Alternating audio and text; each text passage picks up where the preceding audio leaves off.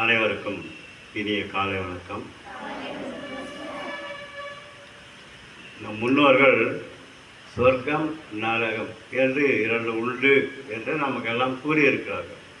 ஏன் அப்படின்னா நமக்கு ஒரு பயம் வரணும், சொர்க்கத்துக்கு போகணுமா நரகத்துக்கு போகணுமா அப்படின்ற ஒரு பயம் வேணும் அப்படின்றதுனால அதையெல்லாம் ஏற்படுத்தினாங்க. அதான் சொல்கிறாரு, அடக்கம் அமரருள் வைக்கும். அடக்கமாக இருப்பவர்கள் தேவர உலகத்தில் இருப்பார்களாம்.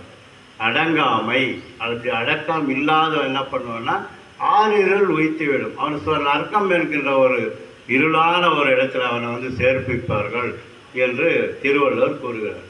ஆகவே நாம் அடக்கத்தோடும் நல்லவர்களாகவும் நடந்து கொள்ள வேண்டும். அப்போதுதான் நமக்கு தேவர உலகத்தில் இடம் கிடைக்கும்.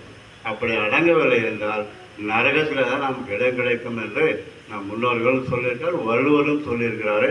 இது இருக்கிறதோ இல்லையோ சொர்க்கம் நரகம் என்பது.